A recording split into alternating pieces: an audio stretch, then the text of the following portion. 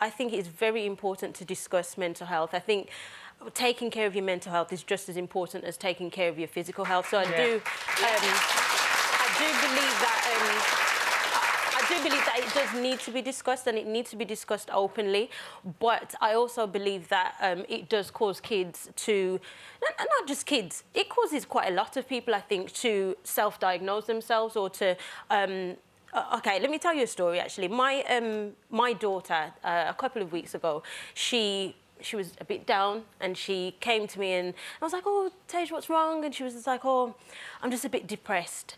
And I've suffered with depression for, well, possibly for my whole life, but I was diagnosed, I'd say, about 8 years ago. And she's 15, and I just thought, well, this is an opportunity. I didn't want to really reveal it to her at any point, but I just thought I can't have her being a little bit down and calling this depression. I think that I find that, especially with her and her friends, you know, I hear them say, oh, you know, oh, your bedroom's so neat, you know, you're so OCD. And I'm just like, that, no, because that's not OCD, it's a real condition. Absolutely, it kind of belittles the real condition. And so, so I sat down and had a very honest conversation with my daughter and just explained to her what depression was and why I knew so much about it, and, you know, because I suffer with it myself. And I mean, she did start crying, but I felt that it was very important for her to learn that lesson and for us to have that conversation and for it to be on the table. And I think... How does your depression come out? How did it start, and what form does it take? I think, for me, I think the thing that I can attach it most to was getting divorced.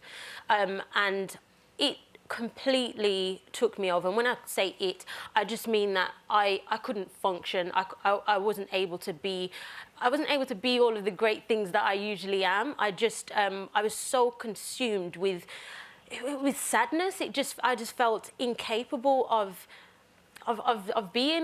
getting up, of little things, making breakfast for my children, and particularly being a single mother. That is, you know, it's so awful. Sorry, I'm getting a little bit upset, but it's just, you know, just thinking about it. Did you seek help? I pride myself on being strong and being able, and then not being able to do those things. I ended up at the doctors, and the doctors offered me antidepressants, and for me that was a huge turning point, because I just thought I'd rather not be medicated. No offense to anyone who uses antidepressants. I just felt I didn't want to. That was a decision that I made for myself. How did you come out of it? Well, you don't come out of it. It's something that stays with you. It's something that is with you, and what I feel helps me is being aware of my triggers. I know I know when I'm getting in that zone. I know and what are the triggers? For me, it can be being let down by someone. It can be, you know, I don't know, someone upsetting me. It could be, I mean, the other day, someone let me down. They were supposed to help me out with my children, and they didn't. And I felt myself in that zone. I was telling myself, nobody cares about me. Nobody, and it's like you're telling yourself these messages. Quickly? It happens quickly, but as I said, I'm very aware of my triggers, and I'm very aware of what it feels like at the beginning, and I just cannot afford to get in that hole. And did you put yourself in the place that you became aware of those triggers, or did you have a therapy to help? I went, when I went to my doctor, I told him, you know, I was offered the antidepressants, and I told him that I didn't want to do that. I was also offered therapy at the time, and so and I took advantage of that.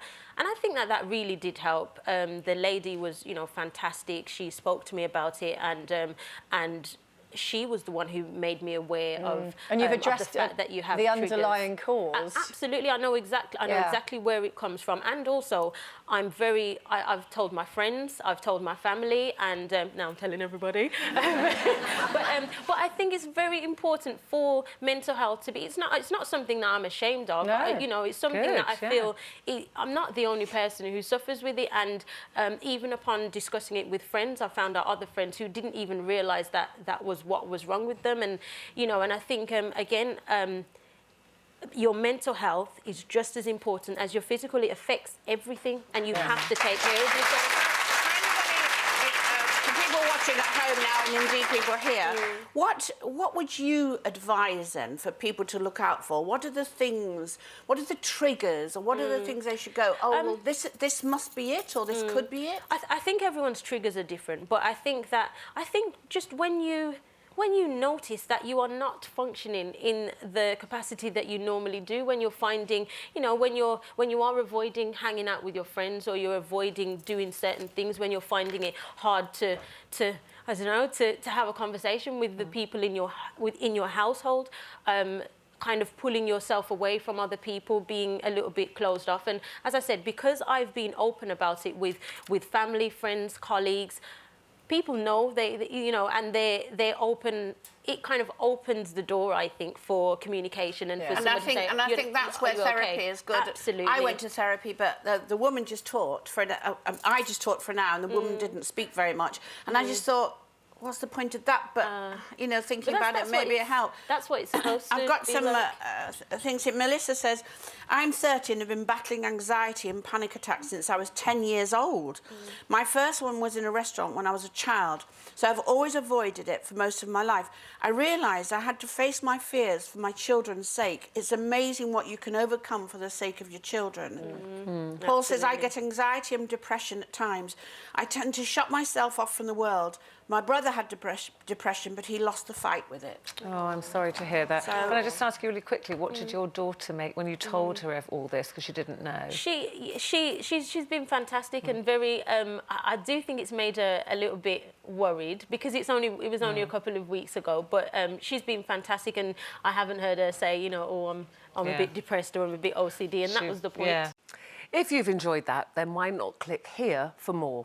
And don't forget to subscribe by clicking here, so that you never miss out on the best Loose Women moments. Get home and you do this, you pull yourself together and you open the front door and smile, because you don't want to burden anybody else, whether it's family or friends or your other half or anything like that, because they're not necessarily going to understand. And I think that... Did your other half pick up on it, though? No, I was very good at hiding it.